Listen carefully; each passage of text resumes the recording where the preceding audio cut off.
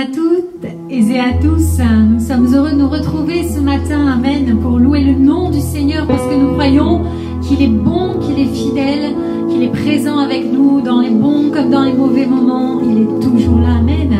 Et je vous invite à chanter avec moi ce chant, oui, qui nous dit: oui, je chante car tu es bon. Je crie de joie parce que tu es bon, Seigneur.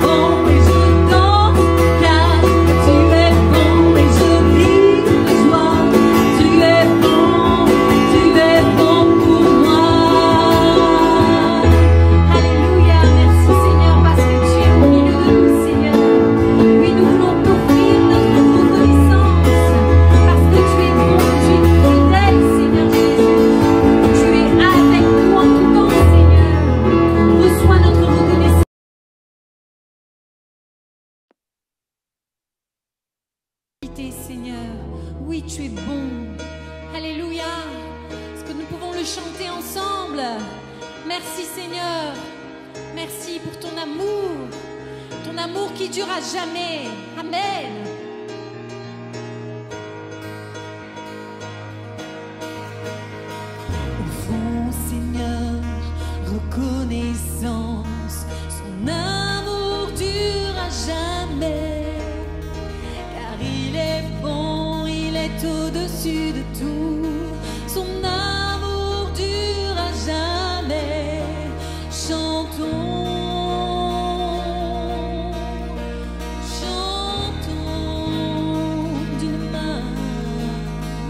d'une main puissante et d'un bras tendu. Son amour dure à jamais, car il est bon, il est au-dessus de tout. Son amour dure à jamais. Chantons, chantons, chantons, chantons. À jamais Dieu est fidèle, à jamais Dieu est grand, à jamais Dieu est avec nous, à jamais, à jamais, à jamais Dieu est fidèle, à jamais Dieu est grand, à jamais Dieu est avec nous, à jamais, à jamais, à jamais. Oui, il est fidèle, du lever du soleil jusqu'à son coucher, il est avec nous. Du lever du soleil jusqu'à son coucher, son amour dure à jamais. Par la grâce de Dieu, nous persévérons. Son amour dure à jamais. Chantons, chantons, chantons, chantons. À jamais, à jamais Dieu est fidèle, à jamais Dieu est grand, à jamais Dieu est avec nous, à jamais, à jamais, à jamais Dieu est fidèle, à jamais Dieu est grand, à jamais Dieu est avec nous, à jamais, à jamais, à jamais. Oui, tu es avec nous, à jamais, à jamais, à jamais. Tu es là, Seigneur, à jamais, à jamais, à jamais.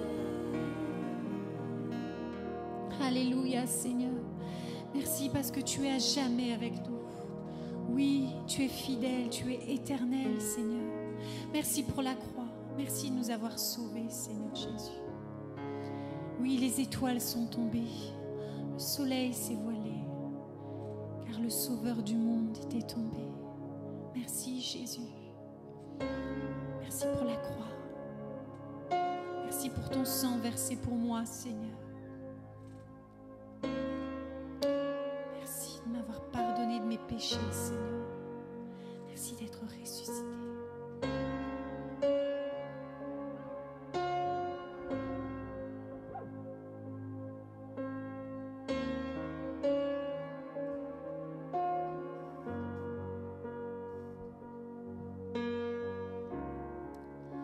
Les étoiles sont tombées, le soleil s'est voilé, car le Sauveur du monde était tombé.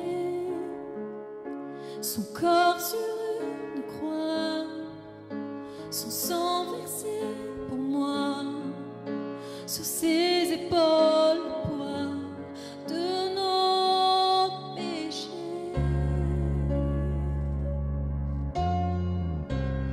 Oh Jésus,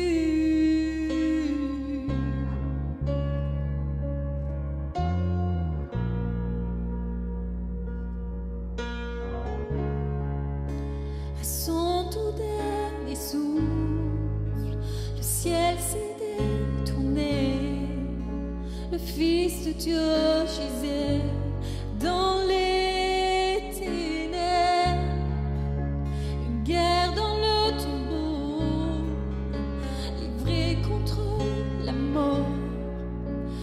terrasser l'enfer à jamais.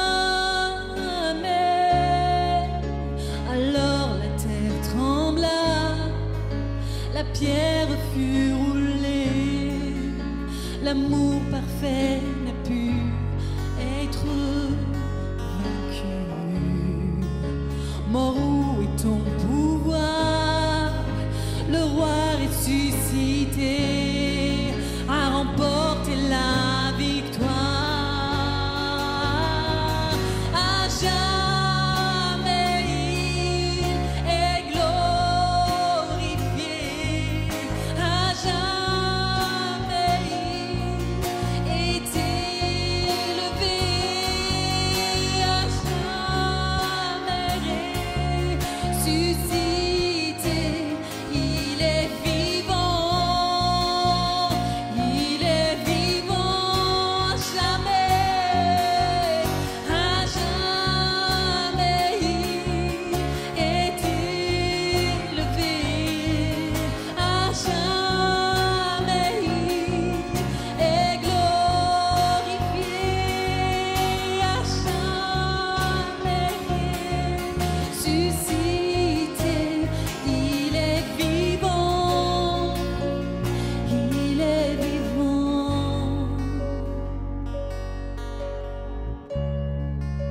Chantons Alléluia, chantons Alléluia, chantons Alléluia. L'agneau a triomphé. Chantons Alléluia, chantons Alléluia, chantons Alléluia. L'agneau a triomphé. Oui, chantons Alléluia, chantons Alléluia, chantons Alléluia. Oh, il a triomphé. Chantons Alléluia, chantons Alléluia, chantons Alléluia. L'agneau a triomphé.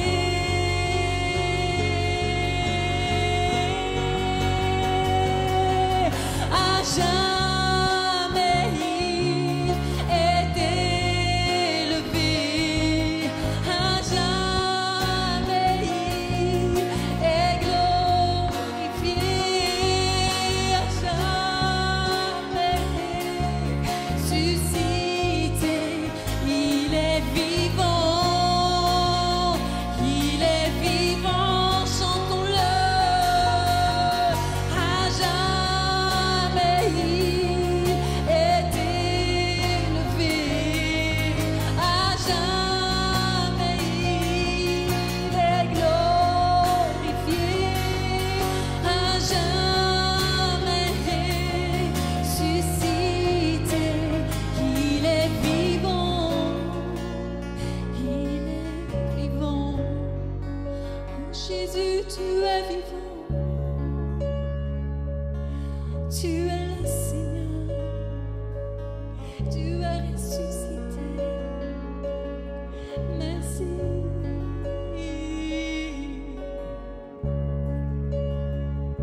Merci Jésus. Oh,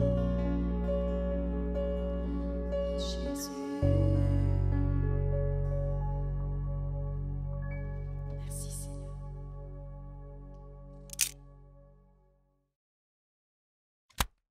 Voilà, j'espère en tout cas que vous allez bien et qu'on a on va pouvoir continuer ce temps ensemble. Je rappelle que vous pouvez vous inscrire donc chaque semaine, soit via le site internet, voilà directement. Alors je sais que c'est une billetterie, alors on a peur parce qu'on voit les symboles de la carte bleue, mais rassurez-vous, il n'y a pas €1 qui vous est demandé. Ça sert pour les spectacles, ça sert pour tout. Mais nous, là, c'est à 0. On ne va pas faire payer le culte, vous comprenez bien ça. Et on ne va pas vous demander votre empreinte de carte bleue nulle part. Donc, vous pouvez aller jusqu'au bout de l'inscription, ne vous inquiétez pas. Sinon, vous pouvez appeler au secrétariat tous les matins, il y a quelqu'un. Ou alors nous envoyer un mail et donc on vous inscrira. Donc, le vendredi, comme vous le voyez, on n'est pas encore à la jauge. Donc, vous pouvez venir chaque vendredi, vous inscrivez sans problème. Le dimanche, c'est complet. Il y a des personnes qui ne peuvent pas encore accéder, qui doivent se relayer. Et donc, il y a un message qui est envoyé, comme cette semaine, qui va être envoyé chaque semaine, quand il reste encore des places pour compléter. Et le but, c'est qu'on puisse avoir, à un moment donné, 2 cultes pleins. Voilà, pour que le maximum de personnes puissent venir célébrer Dieu, en tout cas tous ceux qui le veulent et qui le peuvent. Voilà, j'en ai terminé avec les annonces. On va donc maintenant terminer donc la série sur l'autorité de Dieu. Et j'en profite pour faire un petit bonjour aux internautes, à tous ceux qui vont regarder. Donc ce message aussi pour la suite donc, de ce thème sur l'autorité de Dieu. Aujourd'hui, on va parler de la délivrance. Avec ce mot-là, mais avant, j'aimerais faire un rappel de ce que l'on a vu. Alors, soit vous l'avez vu par écran interposé, soit vous étiez là ou à moitié là. Mais cette série, j'ai rappelé que Dieu a toute autorité dans le ciel et sur la terre. Nous avons 2 réactions possibles face à l'autorité. Soit on se rebelle, soit on se soumet de façon volontaire et non forcée à l'action de Dieu. Ensuite, j'ai rappelé la réalité du monde spirituel. En fonction de notre éducation et parfois de nos origines, on a soit tendance à ignorer ou minimiser le monde spirituel, et ça, c'est plutôt le monde occidental qui donne une toute petite partie. On préfère tout ce qui est tangible, tout ce qu'on peut expliquer, tout ce qui est très rationnel dans le monde occidental. Et puis, dans d'autres parties du monde, on peut donner une importance démesurée au diable, même s'il existe, et vivre sous le régime de la peur ou de croyances qui sont même infondées. Le combat qui est le nôtre et dans lequel nous voulons nous rappeler, ce combat contre l'ennemi, nous voulons nous rappeler que Dieu est vainqueur et que la part du croyant, c'était ce qu'on avait vu la dernière fois, c'était de veiller, c'est de résister et de poursuivre les œuvres de Jésus jusqu'au bout. Aujourd'hui, donc, on va s'intéresser au thème de la délivrance.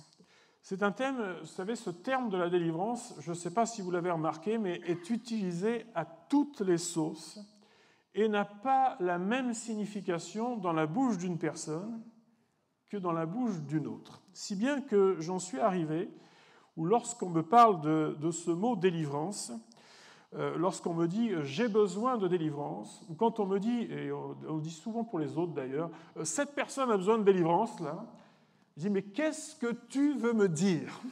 C'est quoi le problème ? Dis-moi, explique-moi pour que je comprenne ce que veut dire le mot délivrance dans ta bouche. » Et donc on va essayer de voir dans la parole de Dieu ce que nous pouvons voir au travers de ce mot-là et les différents types de délivrance que nous pouvons connaître dans notre vie.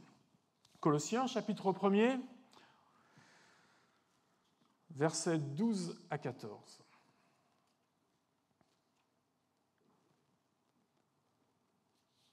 C'est un premier texte que nous allons lire.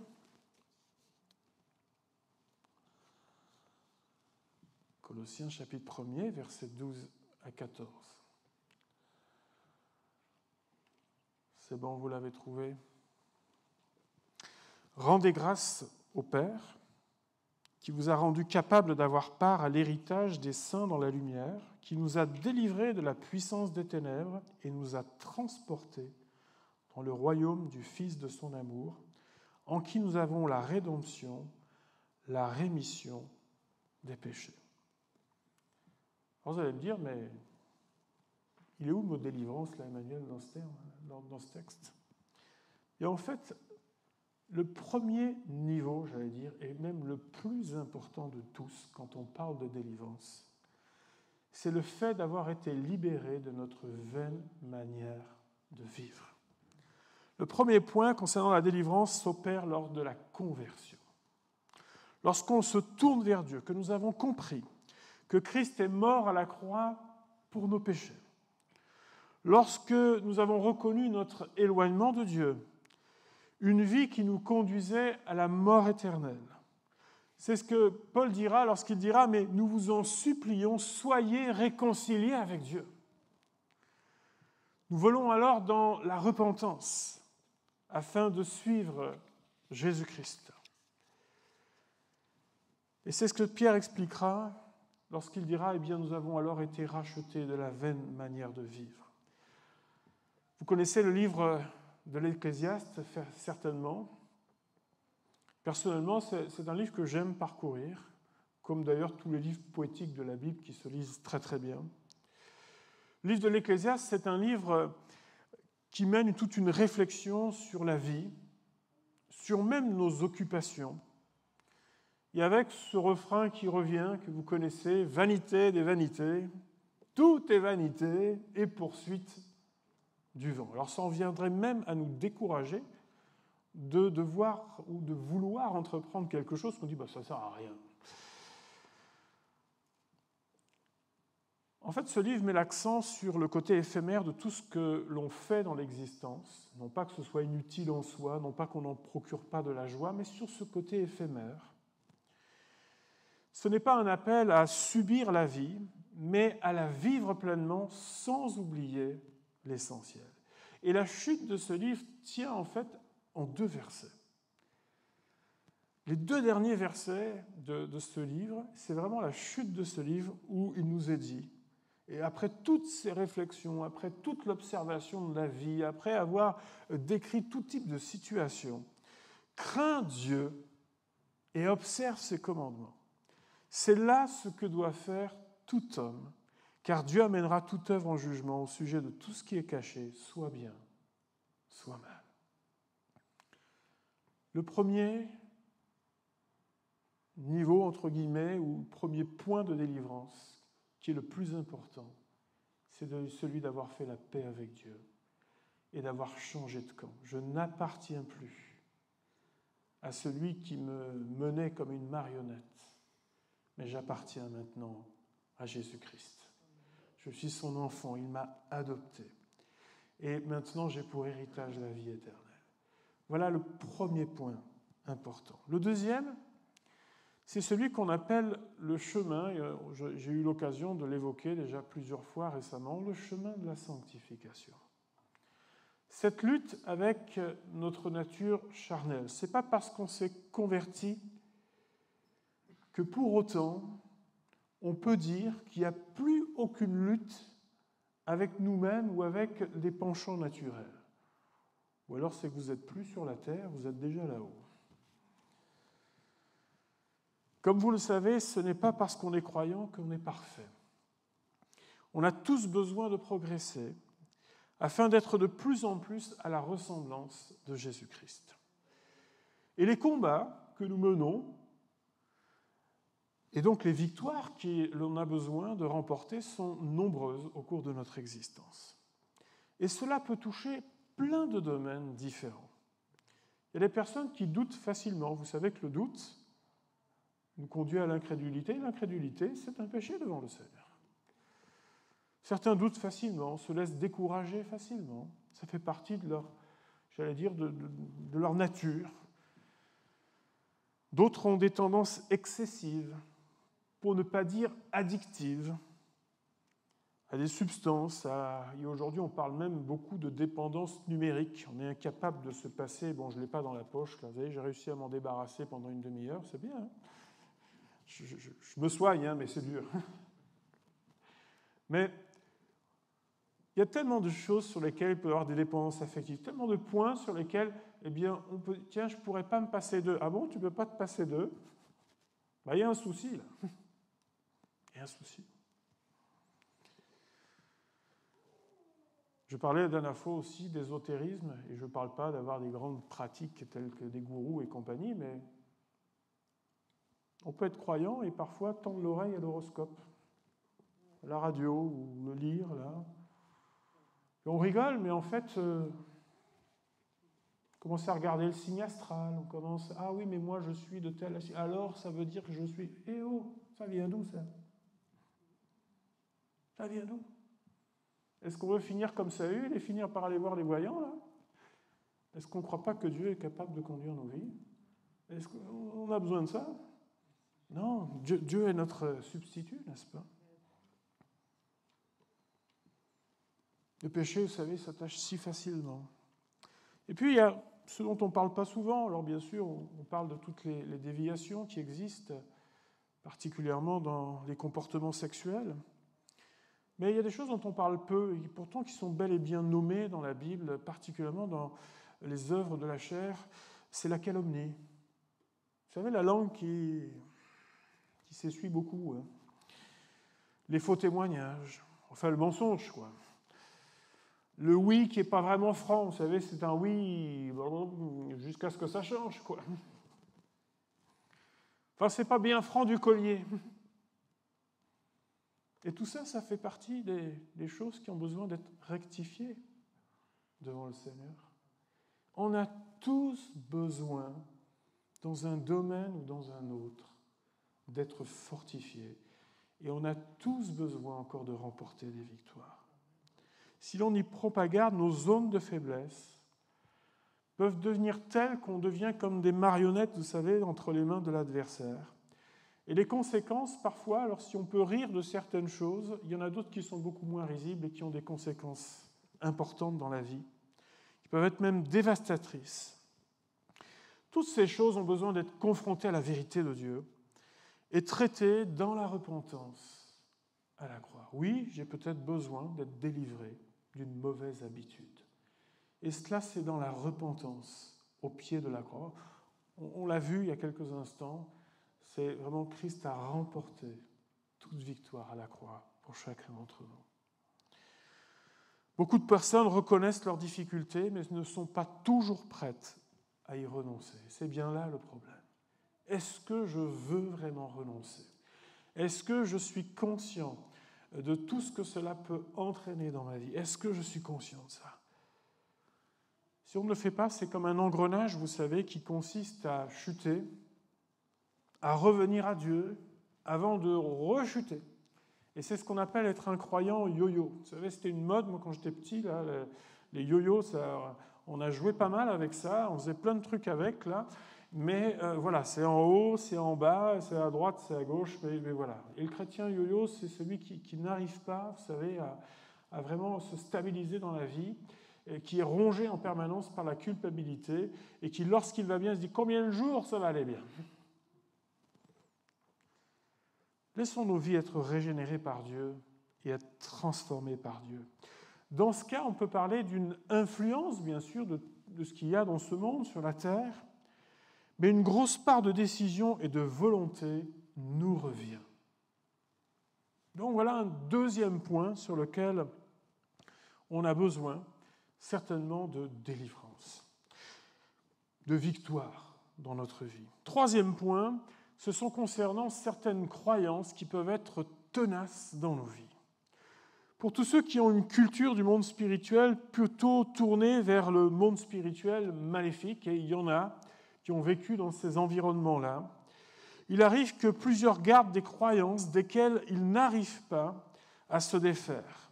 Ils s'en rendent esclaves, même en étant croyants.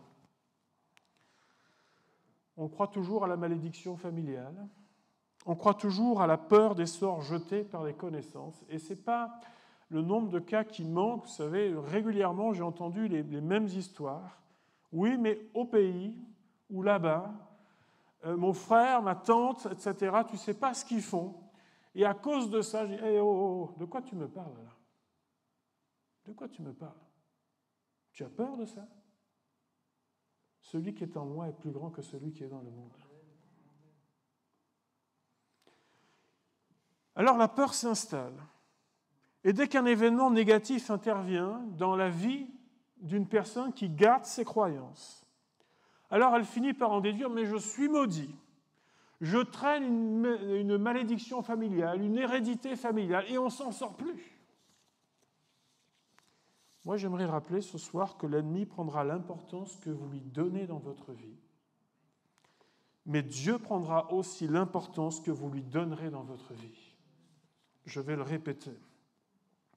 L'ennemi prendra l'importance que vous lui donnez dans votre vie, mais Dieu prendra l'importance que vous lui donnez dans votre vie.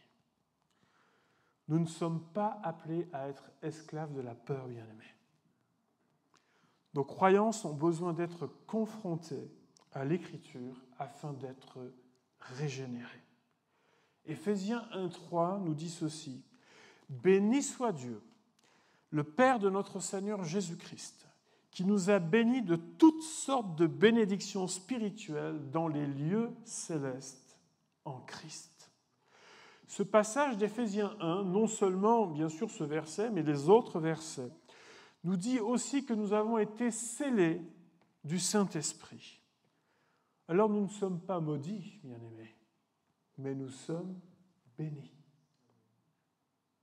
Nous sommes bénis. Et peu importe ce que quelqu'un peut dire, peu importe ce que quelqu'un peut prononcer dans notre vie, Dieu a prononcé d'autres mots. Dieu a prononcé la bénédiction sur nos vies. Nous sommes sortis de là. La malédiction est ainsi brisée, elle est ôtée, car celui qui est en nous est plus grand que celui qui est dans le monde. Alors n'acceptons pas ces mensonges dans nos vies. N'acceptons pas un seul crédit à cela dans nos vies, parce que nous marchons maintenant en nouveauté de vie. J'aimerais vous dire que si quelqu'un, et ça arrive, vous le savez, dans certaines cultures, veut du mal, vous veut du mal, d'une façon ou d'une autre, j'aimerais vous dire que c'est son problème, mais ce n'est plus votre problème. Parce que Christ est vivant dans votre cœur. Il gardera vos cœurs et il vous gardera vos pensées en lui. La malédiction est brisée. Tu vis maintenant dans la grâce de ton Seigneur. Alléluia. Ne croyons pas aux mensonges de l'adversaire, bien-aimés. Et comme je vous le disais, je ne sais combien de fois j'ai entendu ce type d'histoire, de gens, de croyants qui vivent dans la peur. Bien-aimé, sors de cette peur et vis dans la victoire que Dieu te donne. Alléluia. Dans ce cas, il y a besoin d'être renouvelé dans notre intelligence afin d'être résisté et ne pas croire aux mensonges de l'adversaire. La délivrance, si on veut parler de ce mot-là, est donc au niveau de notre compréhension et donc au niveau de notre pensée. Quatrième point concernant la délivrance, il concerne ce qu'on appelle l'oppression. Et là, on est dans un tout autre registre. J'ai parlé de la sanctification. La sanctification, parfois, l'ennemi n'a pas besoin de beaucoup de nous pousser pour que nous puissions désobéir. Parfois, c'est notre penchant naturel. Nous sommes amorcés par notre propre chair. C'est ce que dit la Bible. Mais l'oppression, c'est autre chose. L'oppression est très différente de la faiblesse humaine. Il s'agit d'une pression, d'un acharnement de l'adversaire pour nous faire céder. Et un texte de l'Écriture nous dit ceci, c'est lorsque Jésus a parlé à Pierre, appelé aussi Simon. « Simon, Simon, Satan vous a réclamé pour vous cribler, c'est-à-dire vous frapper, comme le froment. Mais j'ai prié pour toi, afin que ta foi ne défaille point. » Donc vous voyez là, il n'est pas question de la faiblesse de Pierre, qui, comme vous et moi, avait ses faiblesses. Mais il est question là de l'ennemi qui vient comme revendiquer, qui vient comme vouloir vraiment attaquer, faire baisser dans sa foi l'apôtre Pierre. Il veut le cribler. C'est l'exemple aussi de Job dans la Bible. Lui qui marchait de façon intègre, et l'ennemi dit « laisse-le-moi ». Il disait à Dieu « mais laisse-le-moi, laisse-moi m'en occuper là ». Ça, c'est l'oppression de l'adversaire. Un psaume décrit cela, il s'agit du psaume 124, et si vous voulez, on va le lire. Le psaume 124, ça fait partie, vous savez, d'une série de psaumes destinés aux pèlerins qui se déplaçaient en direction de la maison de l'Éternel, les fameux cantiques des degrés. Et dans celui-ci, on se remémore l'histoire.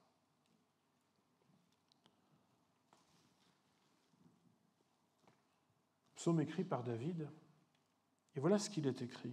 « Sans l'Éternel qui nous protégea, qu'Israël le dise, sans l'Éternel qui nous protégea, quand les hommes s'élevèrent contre nous, ils nous auraient engloutis tout vivants. Quand leur colère s'enflamma contre nous, alors les eaux nous auraient submergés, les torrents auraient passé sur notre âme. Alors auraient passé sur notre âme les flots impétueux. Béni soit l'Éternel qui ne nous a pas livrés en proie à leurs dents. » Notre âme s'est échappée comme l'oiseau du filet de l'oiseleur. Le filet s'est rompu et nous nous sommes échappés. Notre secours est dans le nom de l'Éternel qui a fait les cieux et la terre. Voyez-vous, il y a cette image du filet de l'oiseleur employé comme pour tenir captif quelqu'un. On ne sait pas exactement à quel certains commentateurs veulent attribuer ce psaume à un épisode particulier, mais ça ne semble pas aussi évident que ça de dire à quel épisode David fait mention. Il y en a tellement eu dans l'histoire d'Israël qui pourraient correspondre à ce descriptif. Mais ce psaume nous rappelle que le secours et la délivrance sont en Dieu, que nous pouvons invoquer son nom car Dieu combat et combattra pour nous, afin de nous sortir de ce temps d'oppression. Dans ce cas précis de l'oppression, il y a besoin d'une recherche et du secours de l'Éternel afin d'être libéré de cette oppression. Vous connaissez ce psaume, « Je lève les yeux vers les montagnes. D'où me viendra le secours ? Le secours me vient de l'Éternel qui a fait les cieux et la terre. Il ne permettra pas que ton pied chancelle. » Alléluia. Dernier point concernant la délivrance. Et c'est un point sur lequel il y en a qui mettent tout sous ce sceau-là, mais je fais bien la distinction que vous avez vue depuis le début. Là, on parle maintenant, dans ce cas précis, on va parler maintenant de possession. La possession démoniaque se traduit par la prise de contrôle par un ou plusieurs démons dans un corps humain dans lequel ils sont entrés. Et plusieurs passages de l'Écriture montrent que ce type de manifestation des démons à travers un corps humain agit comme une crise. Vous en avez plusieurs dans les évangiles. Ça agit comme une crise, c'est-à-dire que la personne, ce n'est pas toute la journée, mais à certains moments, eh bien, c'est par exemple l'exemple de cet enfant qui se jetait dans le feu. Vous vous souvenez de cette histoire ? Il y a par exemple le possédé de Gadara, celui qu'on appelle comme ça, je crois que c'est le pire cas qui existe dans l'Écriture. Et celui-là, eh bien, il se faisait des incisions partout. Donc il y avait de l'automutilation. Mais même cet homme qui est le pire des cas de l'Écriture a eu la force et l'opportunité de venir de lui-même jusqu'à Jésus.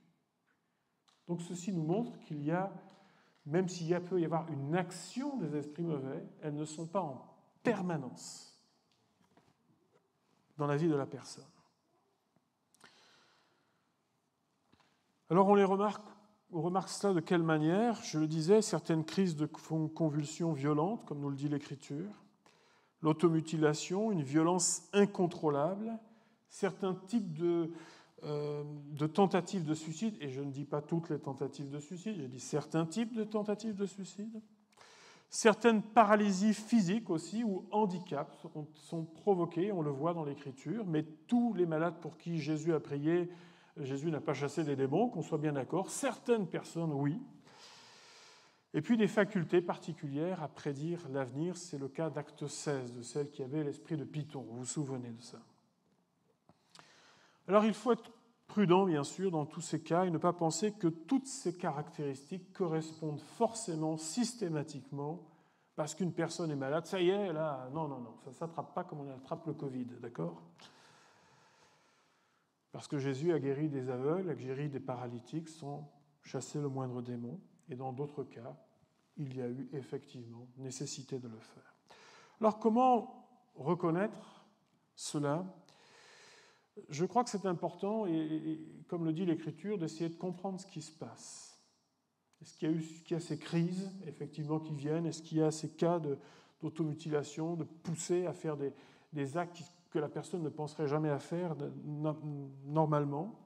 La deuxième chose que nous voyons dans l'Écriture, c'est que les esprits mauvais ne supportent pas la présence de Dieu. Vous vous souvenez que lorsque Jésus était quelque part et que, effectivement, ces esprits méchants étaient présents, il y avait comme une confrontation directe. Qu'y a-t-il entre nous et toi ? Tu es venu pour nous perdre. Et là, ils ne pouvaient pas tenir en présence de Jésus. Et puis, le troisième élément qui certainement peut aider. C'est ce qu'on appelle le don de discernement des esprits aussi, qui est là pour voir si derrière une manifestation, quelle qu'elle soit, quelle est l'origine. Est-ce qu'elle est divine? Est-ce qu'elle est charnelle? Ou est-ce qu'elle vient du malin? Donc ce don-là aussi, je crois que Dieu a revêtu un certain nombre de personnes dans nos églises afin de pouvoir être capable de discerner ça. Maintenant, la grande question, c'est est-ce que ça concerne les croyants? Tout le reste que j'ai vu avant peut concerner n'importe quel croyant. Mais est-ce que ça concerne les croyants? La Bible nous enseigne que nul ne peut servir deux maîtres à la fois. Une personne ne peut permettre la cohabitation de Dieu et de Satan dans sa vie, car une maison ne peut pas être divisée et subsister. C'est ce que nous enseigne l'Écriture. Pierre ajoute que chaque personne est esclave de ce qui a triomphé d'elle. Donc, si Dieu a triomphé dans ma vie, si je lui ai donné ma vie, mon cœur, alors ma vie est l'habitation de Dieu. Nous sommes le temple du Saint-Esprit. Alléluia. Donc un véritable croyant ne peut pas être possédé, bien-aimé.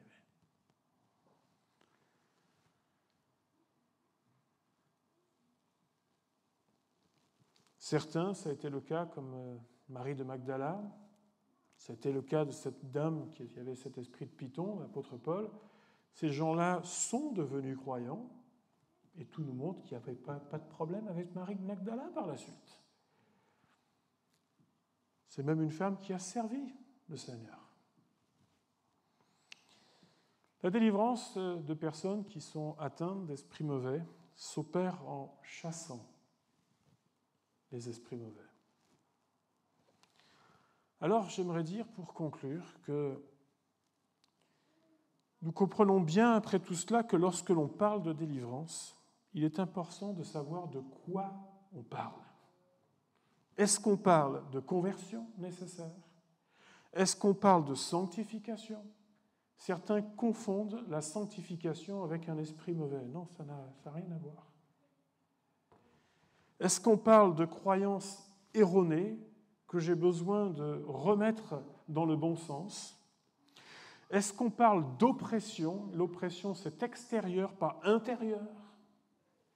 Ou bien est-ce qu'on parle effectivement de possession démoniaque? Je rappelle que notre victoire est en Dieu qui a toute autorité. Alléluia. Jean 8, 36 nous dit « Si le Fils vous affranchit, vous serez réellement libre. » Tout nous montre dans l'Écriture que notre salut, que notre délivrance, quel que soit le niveau, quel que soit le type, est en Christ. Alléluia. Et moi, je prie Dieu qu'effectivement nous marchions de progrès en progrès, de victoire en victoire. Alors si on vous dit « tu as besoin de délivrance », oui, j'ai besoin de délivrance. Oui, c'est vrai. Peut-être pas comme toi tu le penses, mais oui, j'en ai besoin. Parce que j'ai besoin de progresser. J'ai besoin de victoire encore dans ma vie, mais j'ai rien à faire avec Satan. Il n'a pas de place dans ma vie. J'appartiens à Jésus-Christ. C'est lui qui règne dans mon cœur. Et je désire encore progresser, et que Dieu nous aide encore à marcher dans sa victoire. Bien-aimés, ne succombez pas aux mensonges du diable dans votre vie, mais vivez dans la victoire de Jésus-Christ. Vivez. Et si quelque chose est comme une honte dans votre vie, confiez-le à Dieu. Confiez-le à Dieu. Si une peur demeure dans votre vie, confiez-la à Dieu. Et commencez à mettre la vérité de l'Écriture dans vos pensées, dans votre bouche. Et vous verrez que la Bible nous dit que si on résiste, alors l'ennemi fuira loin de nous. Alléluia. Que Dieu nous aide à être équilibrés aussi dans ce domaine. Il y a des gens qui voient des mauvais esprits partout, ils sont sous l'échelle, ils sont dans les ampoules, ils sont partout. Et puis il y a ceux qui ne voient pas la nécessité de vraiment avoir une délivrance dans certains aspects de nos vies. Que Dieu nous donne d'être équilibrés dans ce domaine et de toujours progresser, n'est-ce pas? Si vous voulez bien, on va prier ensemble et demander à Dieu son secours et sa force. Vous dire, oui, j'ai besoin de délivrance. Oui, j'ai besoin. Seigneur, libère-moi de moi-même. Libère-moi de mes mauvaises conceptions.